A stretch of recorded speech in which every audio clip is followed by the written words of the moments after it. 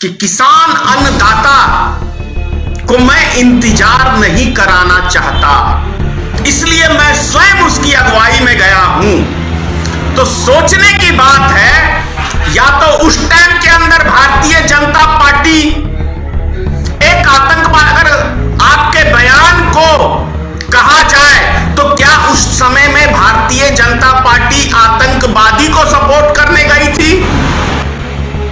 मैं बताता हूं आतंकवादी किसको कहते हैं। आतंकवादी उसको कहते हैं जो समाज में नफरत जहर घोलने का काम करे, उसको आतंकवादी कहते हैं। समाज में जो नफरत फैलाने का काम करे, साक्षी महाराज जी, शायद आपको पता नहीं है कि आतंकवादी किसको कहते हैं।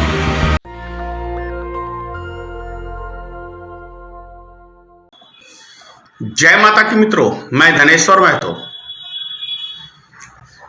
उत्तर प्रदेश से सांसद हैं साक्षी महाराज, जो भारतीय जनता पार्टी में हैं। उनका मैं एक बयान सुन रहा था। उन्होंने अन्नदाता किसान राकेश टिकैत जी को आतंकवादी कहा।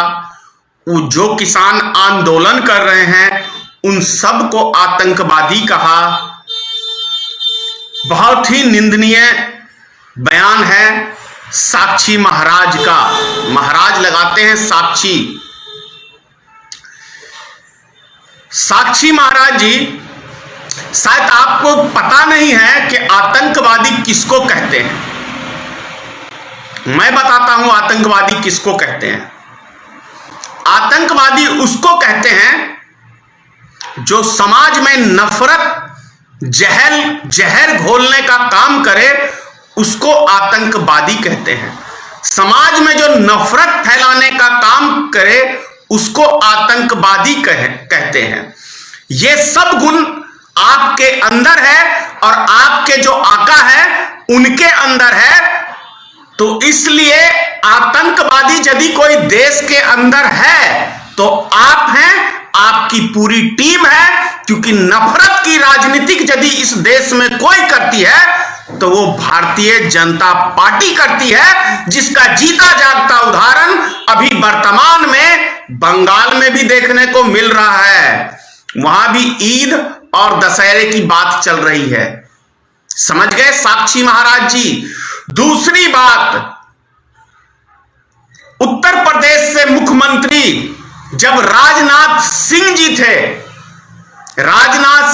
थे तो यही राकेश टिकैत जी जब मुख्यमंत्री राजनाथ सिंह जी से मिलने उत्तर प्रदेश गए, लखनऊ गए, तो उस टाइम के अंदर उसकी अगुवाई करने के लिए राजनाथ सिंह जी गए। और क्या कहा राजनाथ सिंह जी ने कि किसान अन्नदाता को मैं इंतजार नहीं कराना चाहता, इसलिए मैं स्वयं उसकी अगुवाई में गया हूं। तो सोचने की बात है, या तो उस टाइम के अंदर भारतीय जनता पार्टी एक आतंकवाद, अगर आपके बयान को कहा जाए तो क्या उस समय में भारतीय जनता पार्टी आतंकवादी को सपोर्ट करने गई थी?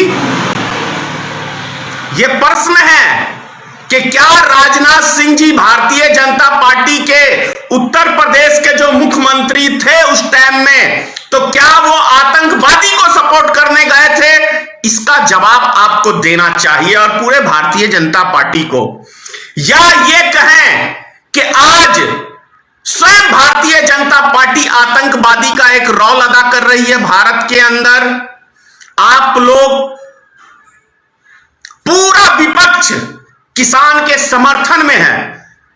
यहां तक आप ही के पार्टी के महामहिम गवर्नर सत्यपाल मलिक भी किसानों का समर्थन 2 दिन पहले कर चुके हैं। चाहे मोदी जी उनको पद से हटा दें या इस्तीफा दे दें, ये उनका बयान है कि अगर सरकार को बुरी लगेगी मेरी बात तो मैं इस्तीफा भी देने को तैयार हूं।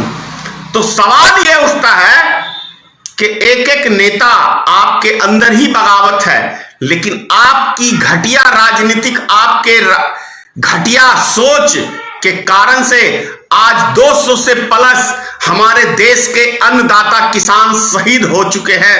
लेकिन आपकी मानसिकता, आपकी पार्टी की मानसिकता, साथ में इस देश के प्रधानमंत्री की मानसिकता, अमित शाह की मानसिकता इतनी घटिया है कि इतने सारे लोग शहीद हो गए हैं। उसके ऊपर अगर कोई जिद पे अड़ा है तो इस देश का प्रधानमंत्री जिद पे अड़ा है, अगर कोई जिद पे अड़ा है तो इस देश का गृह मंत्री जिद के ऊपर अड़ा हुआ है, ना कि वो किसान तो अपनी मांग को लेके धरना पे बैठे हैं। बड़े ही शर्म की बात है कि देश का प्रधानमंत्री,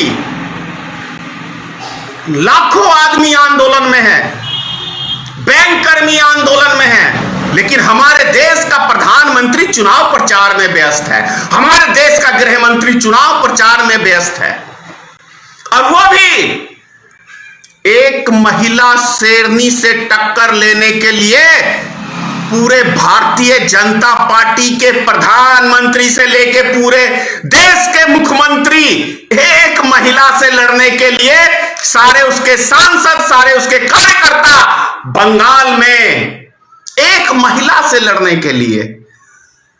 याद है मोदी जी, दिल्ली का चुनाव 240 सांसद, 6 मुख्यमंत्री, गृह मंत्री, प्रधानमंत्री मिलके भी केजरीवाल एक ईमानदार मुख्यमंत्री को आप नहीं हरा सके। उसी प्रकार आप बंगाल में ममता दीदी को भी हरा नहीं पाओगे।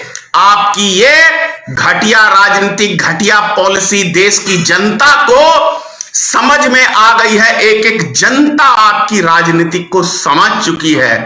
तो अब देश की जनता आपके ये हिंदू मुसलमान वाले कार्ड के बहकावे में नहीं आएंगे।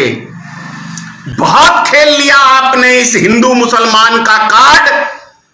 देश की जनता, हिंदू समाज के लोग भी समझ गए हैं कि आप किन के लिए काम करते हो। हिंदू मुसलमान का कार्ड खेल के देश की एक एक संपत्ति को बेचने का काम किया है आपने, और अपने मित्र को गिफ्ट में देने का काम।